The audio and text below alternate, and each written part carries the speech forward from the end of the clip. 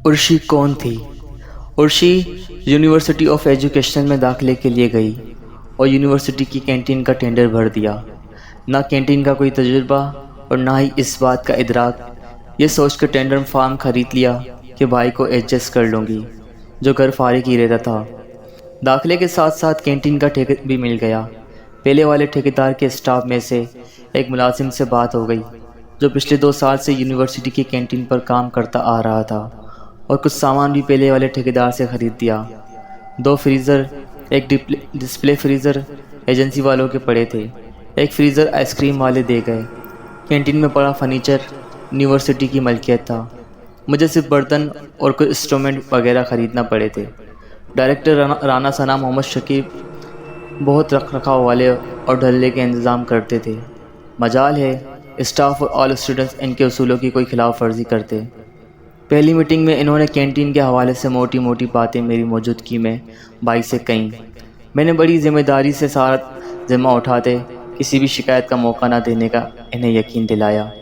میں اپنے free period میں کینٹین کی نگرانی اور کینٹین کی سروس بہتر بنانے میں صرف کرتی۔ کینٹین کے معیار سے یونیورسٹی کا اسٹاف اور تمام اسٹوڈنٹس مطمئن تھے۔ ریٹ اور کھانے پینے کی چیزوں کو میں خود دیکھتی۔ آہستہ آہستہ کینٹین بہتری کی جانب بڑھ رہی تھی۔ کام کی زیادتی کی وجہ سے دونوں چھوٹی بہنیں اور والدہ بھی ہاتھ بٹانے آ جاتی۔ یوں ہم سب گھر والے مل کر کینٹین چلا رہے تھے۔ ہمارا رویہ اور خدمت ہماری پہچان بن گئی۔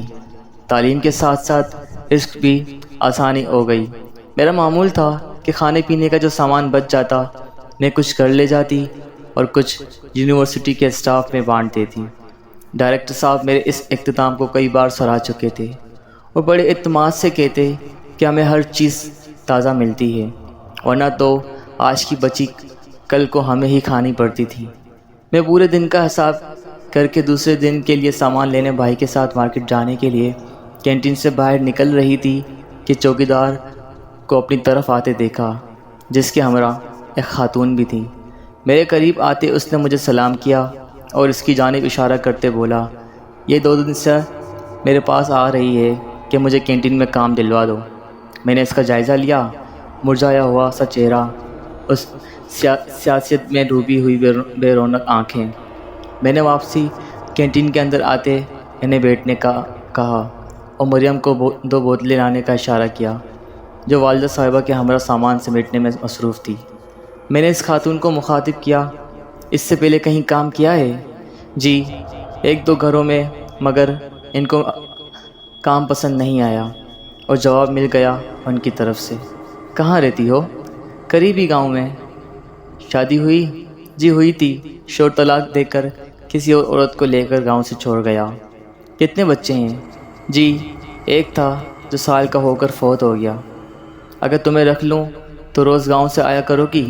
نہیں، اگر آپ کہیں تو آپ کے پاس ہی رہ لوں گی، اس سے بڑی دھیمی آواز میں جواب دیا۔ کیا تنخواہ ملتی تھی تمہیں ان دونوں گھر سے؟ پہلے والے 3000 اور روٹی کپڑا، اور دوسرے والے 3500 اور کھانا وغیرہ۔ تو چلو ٹھیک ہے، میں تجھے 4000 روٹی کپڑا رہائش فراہم کروں گی، ہر سنڈے چھٹی اگر تم اپنے گاؤں جانا چاہو تو۔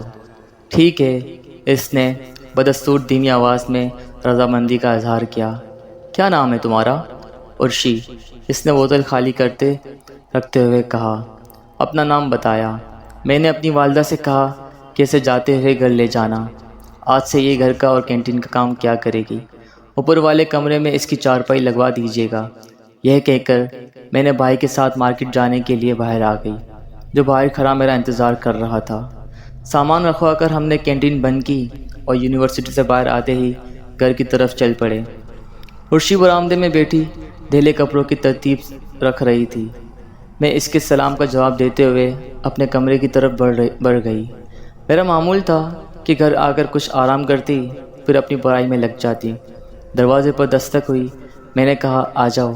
عرشی تھی جو چائے کا کپ لے کر اندر آئی اور رکھ کر جانے لگی تو میں نے روک لیا۔ جی آپی، اس نے واپسی پلٹتے پوچھا۔ کیسا لگا ہمارا گھر اور گھر کے لوگ؟ بہت اچھے ہیں سب، اس نے مختصر سا جواب دیا۔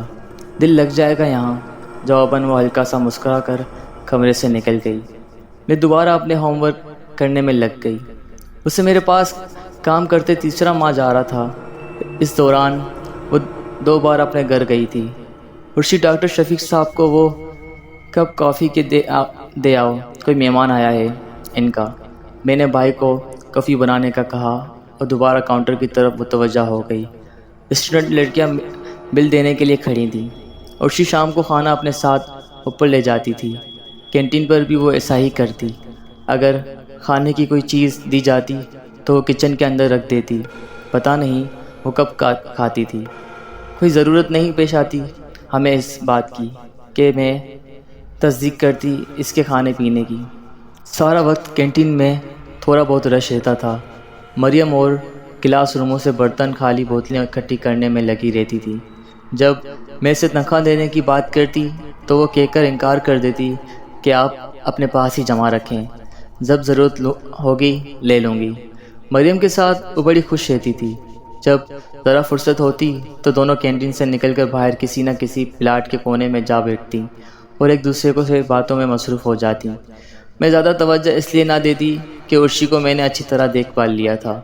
وہ میری بہن کے ساتھ بہت عزت اور محبت سے پیش آتی اور اس میں ایسی کوئی عادت نہیں تھی کہ میں مریم کو اس سے دور رکھتی۔ میری والدہ صاحبہ اور بھائی بھی اس سے خوش تھے۔ وہ ہمارے گھر کا حصہ بن کر اوپر والے کمرے میں رہ رہی تھی۔ نہ کوئی اسے شکایت ہوئی ہم سے اور نہ ہی ہمیں۔ یونیورسٹی میں 3 دن کی چھٹیاں تھیں اور عرشی اپنے گھر چلی گئی۔ چھٹیاں ختم ہو گئیں مگر عرشی واپسی نہ آئی۔ مجھے تشویش ہوئی کہ کہیں وہ بیمار وغیرہ تو نہیں ہو گئی۔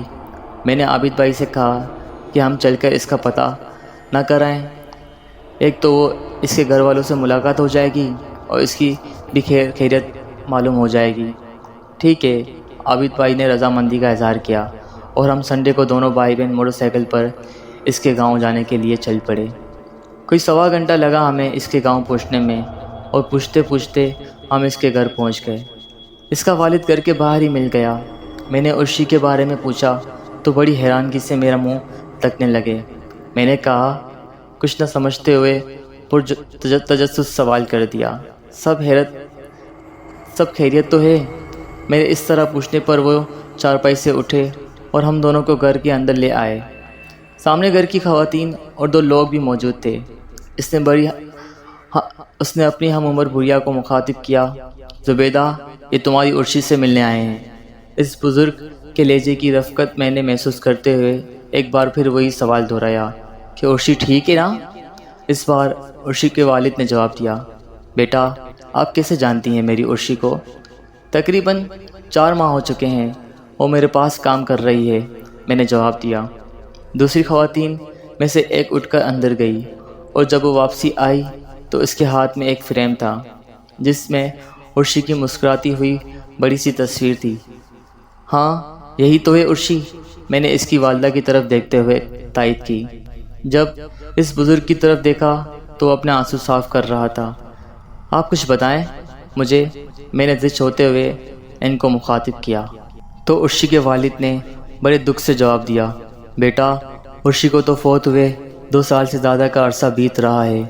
اس نے زہریلی گولیاں نکل کر اپنی زندگی کا خاتمہ کر لیا تھا۔ اسے اپنی طلاق کا دکھ تھا اور اپنے شوہر کی دوسری شادی کا بھی، اس لیے اس نے خودکشی کر لی تھی۔ میں چکرا کر رہ گئی۔ عابد بھائی بھی پریشانی کے عالم میں میری طرف دیکھ رہے تھے۔ تو کیا اس سارے عرصے میں ایک روح کے ساتھ رہتے تھے؟ میں نے دل میں سوچا۔